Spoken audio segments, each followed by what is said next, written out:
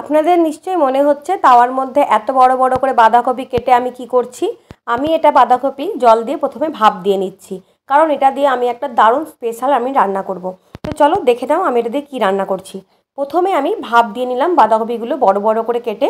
এবার আমি এই তাওয়ার মধ্যে দিয়েছি আদা বাটা, পেঁয়াজ বাটা, রসুন বাটা আর সামান্য জিরে আর কাঁচা লঙ্কা বাটা। এটা ভালো করে কষিয়ে নেব মশলাটা।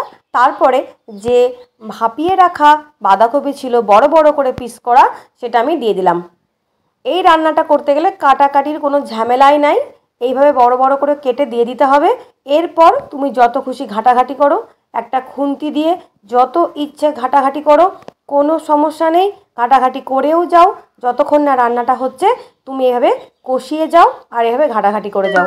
তো চলো প্রথমে আমি এটাকে ভালো করে কষিয়ে নিই রান্নাটা। দেখো আমি ভালো করে খুন্তি দিয়ে নাড়াচাড়া করে সম্পূর্ণ বড় বড় করে কাটা বাঁধাকপিগুলো যেহেতু ভাপিয়ে নিয়েছিলাম, খুব সহজেই কিন্তু বেশ এরকম মাখা মাখা হয়ে গেছে। তো এটা যতক্ষণ না জলটা মরবে ততক্ষণ কষাতে হবে, ভালো করে কষিয়ে নিতে হবে। কোনো ঝামেলা নেই, কাটাকাটির কোনো ঝামেলা নেই। ঝটপট বাঁধাকপির একটা রান্না তৈরি হয়ে যাবে, বাঁধাকপির ভর্তা, যেটা গরম ভাতের সঙ্গে খেতে দারুণ লাগবে। তৈরি হয়ে গেছে বাঁধাকপির স্পেশাল রেসিপি, গরম ভাতের সঙ্গে দারুণ লাগে এটা।